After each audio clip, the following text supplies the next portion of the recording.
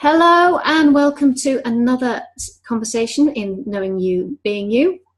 And today we are joined by Emma. It is Emma Combs, isn't it? I always want to say Coombs and I don't know why. There's only one O in it.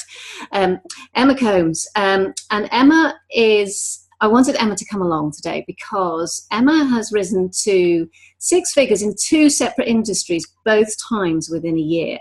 And that I wanted her to talk to us today about why that is, because there's something that she knows that isn't really that widely talked about.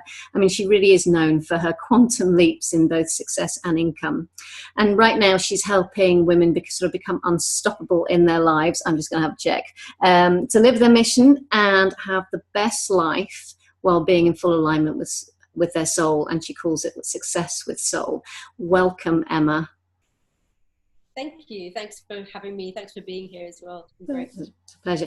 It would be lovely. What I've been doing is asking people to tell a little bit about their background, because I know you've got a really interesting story to tell, and I find that the background and the story behind it actually really shows why it is that you've got that special skill that you can help people with.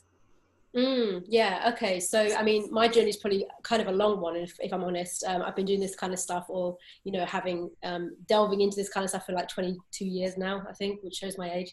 But literally, I mean, obviously, it was for me, it was all my childhood stuff. I had, I was bullied at school, and emotionally maybe didn't have the support I needed, and had really low self-esteem, and not thinking I was good enough, and all this kind of stuff. And really, what happened when I was 16, I picked up a book on spiritual growth, and that just opened me into this whole other world that about energy and manifestation. And then I remember every single weekend, I'd go into town on my own, because back then I lived up in Lincoln, and we'd get the bus into town. I used to go down to what was probably then, I don't know, not Waterstones, but what would have been like WH Smith's or something, and just, looking in the mind, body, spirit section, and just filling myself with books. And then within about a year, I started studying hypnotherapy, and then I just, all throughout my 20s, hypnotherapy, NLP, EFT, I've done, so many different spiritual modalities, energy healing, traveled the world to all the spiritual sites, and had, major spiritual awakenings, as well as like the whole psychological aspect of it as well. And so that's really where I came from, and why I did this was because I'm so passionate about helping women, believe in themselves, and not have that not feeling good enough, and not, and actually thinking that they can achieve things, and they can change their life, and they can change the way they feel about themselves inside, and how they're seeing themselves, because that's one of the biggest keys and biggest, things that are actually, relevant to, success, in my belief. But yeah, I mean, do you want me to tell you a little bit about where I first kicked off, like with the quantum leaps? Or Yes, please do. Yeah, so I mean, the first time it happened actually was, I was probably in my late 20s, and obviously knowing the tools of mindset and everything, because I've been studying this stuff for so long, I decided I wanted to increase my income. I was, currently on about probably 21k, British pounds a year, in a sort of admin type position, whatever it was. And I just decided, we was actually, with my then boyfriend, I went traveling to Peru and Brazil. I just worked my mindset. And that was for about 3 months, I think, or maybe a little bit less actually. And then when I came back, I went into freelancing in project management, and I, ran that as a self-employed person. And I literally tripled my income. I was on like 68k or something, 70k UK pounds a year probably, which is probably almost like, especially in those days, probably about six figures in dollars as well. So it was, in the space of a few months, I just literally switched, and that was all to do with what I was thinking. It was a lot about the lessons I learned along the way, what I was doing, internally in terms of mindset, and like the routine with that, and just like having awarenesses. Like one of the things I realized actually, which will be, valuable to anyone watching this, is I saw some of these women that were, at the time I was working for GSK in the finance department, which definitely wasn't my thing. But I would see they turn up late. They were on a really good salary. They turn up late. And the only difference was, the reason why they were earning that kind of money, I realized, was just because they knew the business inside out. And they believed that they could. That was it. There was nothing special about them. They didn't have any more intelligence than me. They didn't have anything else, like they weren't a rocket scientist. They weren't brain surgeons. You know what I mean? There was nothing really separating, me from them, if you like, or anybody from, that kind of income. And it was just a realization that, one, you can do it, and two, you just have to know your stuff pretty well. And that's what I realized, and that was a massive realization. Actually, I think a lot of us put other people that have success on a stage, on a pedestal, you know, in our minds, and think that they have something else that we don't, and it's not true. There is no difference, and that we are just as special, just as important, you know. Yeah, that's so important. I remember when I was doing sort of like strategic marketing, public affairs, and I was organising all these events, and we'd be getting these politicians in, and I remember vividly them turning up one day and just thinking, oh, the politicians, this, you know, and putting them up on a pedestal, and I just looked at them and went, they're human beings. Yeah. They're just the same as me. And it was like, okay. So all that fear I had about talking to them or comparing myself to them, just evaporated in a few seconds. Exactly. And I think it's that we do, isn't it? We see people as, and often you're like, if anyone watching this, especially if you're visual, you'll notice yourself literally often putting the person you look up to, literally, even that phrase, looking up to, you're putting them above you. And even if you just do this little thing in your mind that you imagine them coming down to your level, or you actually rising above them, not from an ego place, just from like playing about with that in your mind, and you feel completely different. Absolutely. Yeah. So that was your first quantum leap. How did you move into your second? How did I move into my second? Good question. I mean, what happened with me was I got pregnant in my late 20s, and I just decided I was all into like the alternatives and like natural birth and the conscious parenting stuff. And although I'd kind of had, you know, niggles in my mind that I wanted to become an entrepreneur, although I wouldn't have even used those words back in those days because Facebook probably didn't even exist, let alone this whole, you know, world we see ourselves in now with the technology and stuff. And I didn't have anyone around me that was an entrepreneur back in my 20s. I didn't really know anybody because my parents were both, you know, employed their whole lives. But when it got to obviously having a kid, I think I was 29 when I had my first son, I think. I just didn't want to go back into work. And I saw that as the kick up the arse kind of thing to actually get out of the work world and start trying to make it online. So that was back in 2009. And I, you know, learned internet. That's when Facebook business pages first came out, and I did my Facebook. I mean, it sounds so old, doesn't it? I got to say my age. That's only 10 years ago. Crazy. Yeah. So I remember like learning all about Facebook business pages and everything. And to be honest with you, for years, I didn't make any money. Like I was, first I was doing like conscious parenting. And I didn't really feel like I had the, knowledge of that, and I wasn't really sure. And do you know why? Ultimately, if I look back, I could have done that, but I didn't invest in myself. And because I would have had someone to say, hey, actually, you're getting confused. You just need this kind of clarity. Because I was getting confused into thinking I had to teach people how to conscious parent, whereas actually I just wanted to help them clear their childhood stuff that was actually being triggered by being a parent, if that makes sense.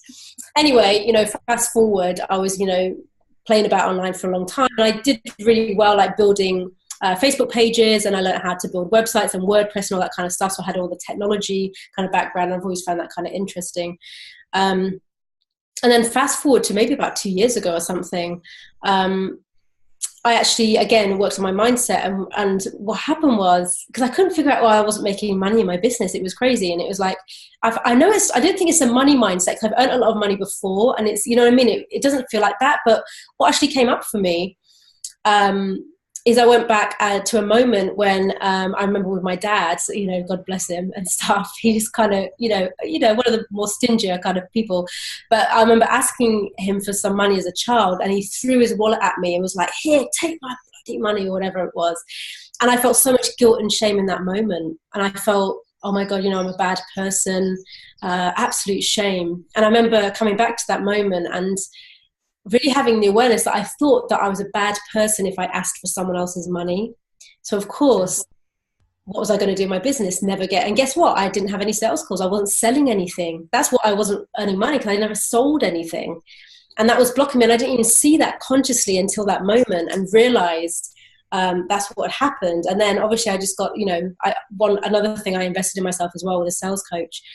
So got over some of the fears around sales. And then I literally did, I think it was like a few £100 to multiple 5 figures in 30 days. After that was, you know, removed. And it can just be, I think a lot of people's success blocks are actually these moments from childhood where we place meaning on them, and we think, well, if we're doing this, we're a bad person. If, you know, no one's going to, you know, want me, or maybe, I don't know, it could be anything, like, especially around the imposter syndrome, right? It can be things like, you know, I don't know, when you were 6, you like did this school play and you got totally embarrassed, and then now you have this major unconscious block to visibility because your unconscious mind is trying to keep you safe in that moment of, it thinks, if I put myself out online, I'm going to be humiliated, and that's like death to me, so I'm not going to allow you to do it, so I'm going to keep you safe. So we find ways, we procrastinate, we put things off, we make excuses, and that's why people don't make it and don't, reach the standards or the levels that they want to get, I think, in business. So you used the phrase there, imposter syndrome, which is one that gets bandied around a lot. And it's tempting, isn't it? I think in the way that it gets used in the online space, it's tempting to think that it's quite a superficial thing, which what you're clearly saying is that it's actually a very deep-seated.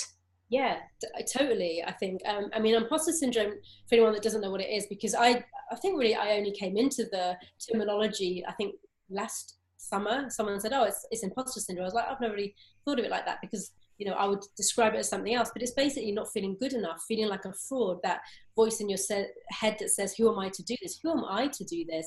Who am I to stand up and say I'm good enough and I'm skilled and I'm an expert at this? Because, a lot of us through childhood, because of the parenting that we had, we weren't told to, I know I was like made wrong for showing off, and or just being like confident. It was always seen as showing off. So I have, even recently had to still work through that thing of, if I say I'm good at what I do, if I say I can get people results, people will think I'm showing off, and that, I think a lot of people have that, right? Yes. It's all of these things together. And then how does it play out in our lives? We procrastinate, we put things off, we sabotage, we keep playing small, we maybe undercharge.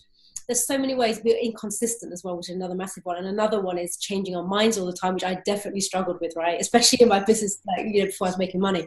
My God, all the time. So all of those are ways it comes out, but really it comes, to a really deep place in us. And it often comes from our childhood and our past. And just another point on that is, even recently I've seen people that I know that are at multiple six figures talk about the fact that they actually turn down TV interviews because they're scared of looking like a fool or scared of what they're going to say on the TV. It just shows you it does happen at no matter what level you're at, which is another thing to think about. No matter what level of business you're at, is that actually it's okay, because even really, really successful people have it.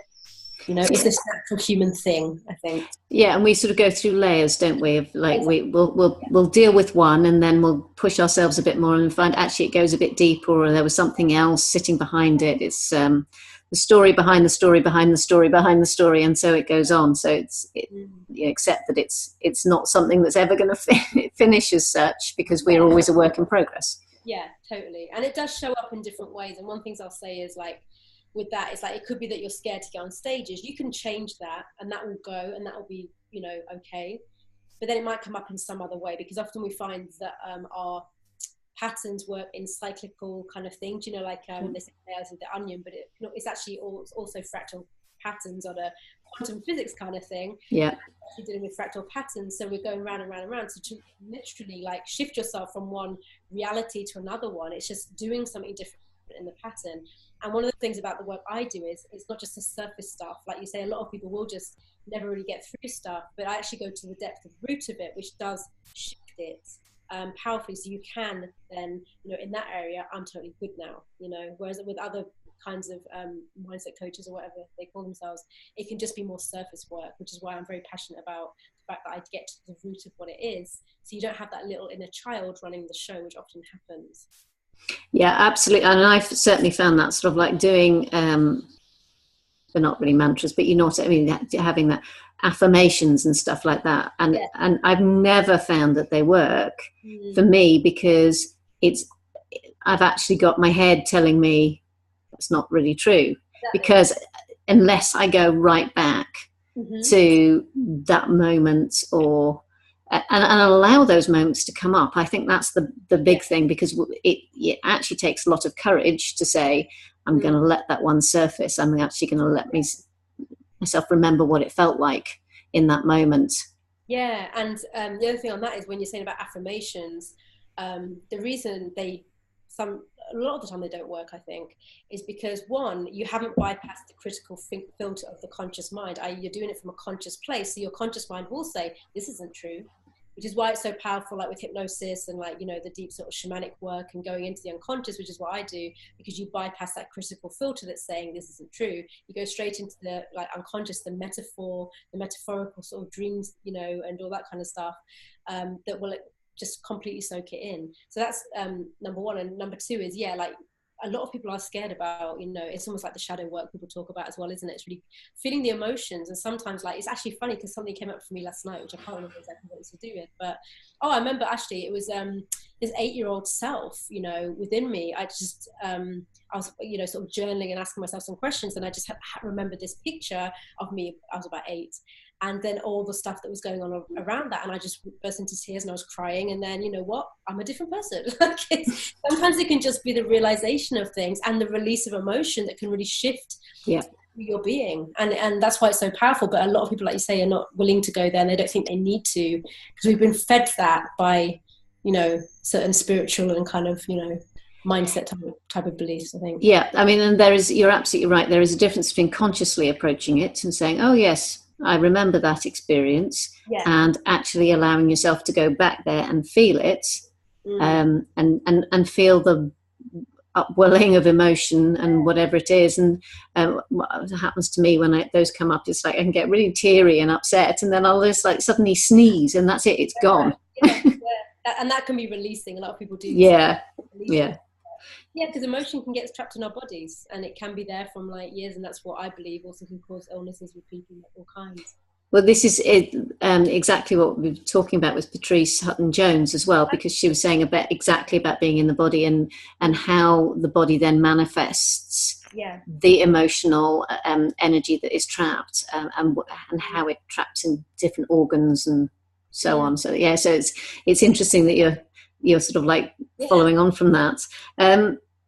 So the work that you do, one of the reasons that I was so keen for you to sort of be part of this is because it shows just how many pieces there are to the puzzle.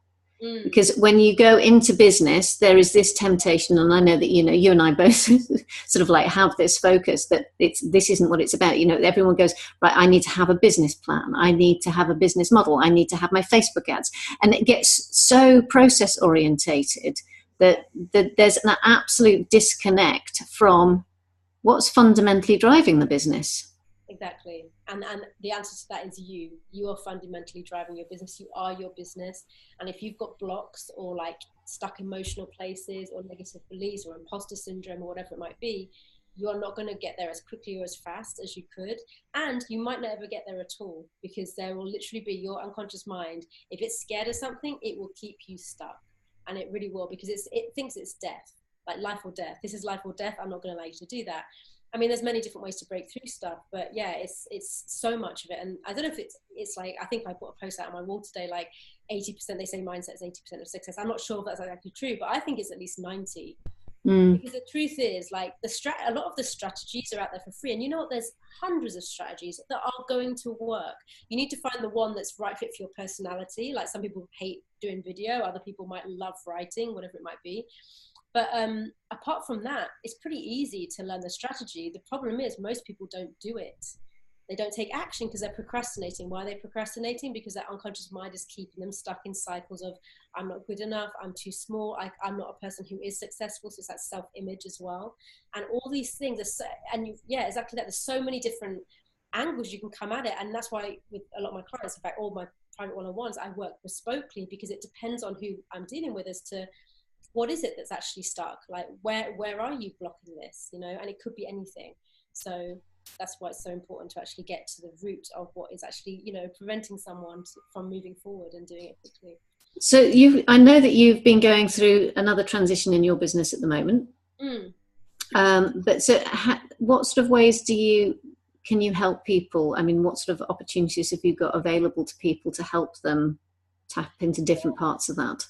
Yeah, I mean, I do private one-on-one, which is high-end coaching. I've got a 6-month package at the moment called Phoenix Rising, which is I'm really excited about, because it's all about really, you know, going into the shadow and the unconscious, but then bringing them. And also, you know, the other piece that I do is really I don't know how to put this into words, but like strengthening and conditioning the success mindset into them. So once you've dealt with the unconscious, it's really then about strengthening, conditioning that success and who you are being in the world, and actually, you know, having that kind of mentality, and then obviously bringing the energetics in as well, like the manifestation, and just, you know, I really believe in as within, so without. Everything outside of you reflects what's going on within you, right?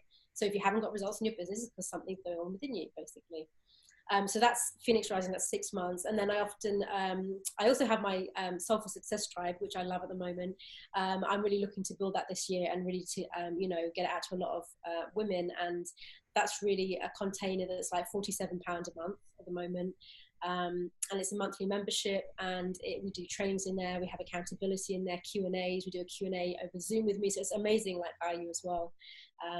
And just an, you know, amazing community of women that are really wanting that sort of long-term, lower end thing that they can just pop in and get some really powerful trainings. Like a lot of these trainings that I'm doing, some of the stuff I've learned through the Robin Madanis coaching as well that I do. So it's really deep stuff. Like we just did one on healing your father, like the masculine within you, the father wound, which obviously relates to success. Like, for example, what I just mentioned earlier about my own dad and like him throwing the wallet at me, you know, all that kind of stuff. And a lot of women actually, if they, you know, one of the most powerful questions you can ask yourself is, whose love did you crave the most, your mum or your dad's, or, you know, whatever role models you had at the time. And then, you know, say your dad, like I would have done. Well, who did you have to be for your father? And I would tell you, I had to be quiet. I had to shut up. I wasn't allowed to express myself. I had to be quiet. I definitely had to be quiet. You know, there's a theme here. But, you know, ask yourself, and this is powerful. Guys can do this at home, and maybe probably you want to do this after the interview. Is like you ask yourself, whose love did I crave the most, and who do I have to be to get that person's love? And you'll find yourself still playing out those patterns in your adult life today. And I'm telling you, if you're doing that, which we all are at some level, you're not truly being yourself, because you're still sort of tied into and locked into being a certain way for that, to try and get the love of that person. And that person might not even be alive today, but unconsciously you're still trapped in that cycle. And that's another way that we can, you know, sabotage success in business. And one of the things I came into that from was often women, high achieving women, they really crave their father's love, and they go out there and they create amazing success because they think it will make their dad proud. So that's why it's so powerful. So that's one of the things we're doing in the membership site. And I'm also doing some, again, mother wombs as well, which is massive, because it's all to do with receiving and the feminine and how you see women, like, because there was a big thing with me, like, obviously because I was bullied at school as well. I really didn't think women liked me. I didn't trust women. And obviously when you have an online business, especially if you're working with women, that can bring up some stuff, you know, like all of this stuff we have to work through. And then obviously, money mindset, all that kind of stuff. So it's the deeper work, but it's doing it in a group format at a very low end sort of investment. And then I have some stuff in the middle at the moment. I have some Voxer coaching on offer, and there's plenty of other things as well, and free stuff in my group. And and you've got oh gosh, that was weird. You're also doing something in France later in the year as well, aren't you? I am. I'm starting to do more retreats, because obviously through my 20s, I was traveling the world a lot, going to a lot of these spiritual centers. And I'm doing a Mary Magdalene retreat in Rennes Chateau in France. I can't pronounce it very well, but it's we're going to the Magdalene Cave. It's going to be like 5 women maximum plus myself. And it's going to take place, I think it's the 17th to 23rd of October, which actually the 17th is my birthday, so there you go, nicely. And it's just going to be a week long, and it's going to be very much about divine feminine activations, initiations, doing whatever work comes up for the ladies. I really do go with the flow and, you know, use the feminine really, and not plan too much out. But we will obviously be visiting the cave, having time and space for your own sort of, you know, evolution and processing, and then like probably going to the markets. There's some really good markets close by, enjoying the French food, and just the actual place we're going to, I believe, was actually built on an ancient, they say it was built on an old mystery school, and the energy where we're staying it's amazing. Like it's just like, it's so transformational. It's one of those places in the earth where there's obviously a lot of ley lines and dragon lines crossing, and it's called Le Labadou, the place we're staying at, and literally, I mean, you get so many spiritual groups going there, but it's powerful and it's profound, and just being in that space for a week is transformational in itself. So I'm looking forward to that one. It's gonna be so cool. It sounds really exciting, I have to say. That's gonna be fantastic. So I mean, I know for me there's been a couple of moments where I've just gone, sorry, I need to trying to bring myself back, because I'm thinking, I need to drift off there and think about that one. But there's definitely, there's been loads there. It's just like, it's actually just, you've managed to pack in so much. But yeah, it's been absolutely brilliant. And I think, yeah, you're absolutely right. There's a few things that you've mentioned today that people can go away and just try for themselves and just go, yeah. Because I mean, the minute you started talking about your dad throwing the wallet at me, I had a similar situation. And thinking, yeah, and it's come up for me before, and I'd acknowledged it, but not necessarily looked at it. So really powerful stuff.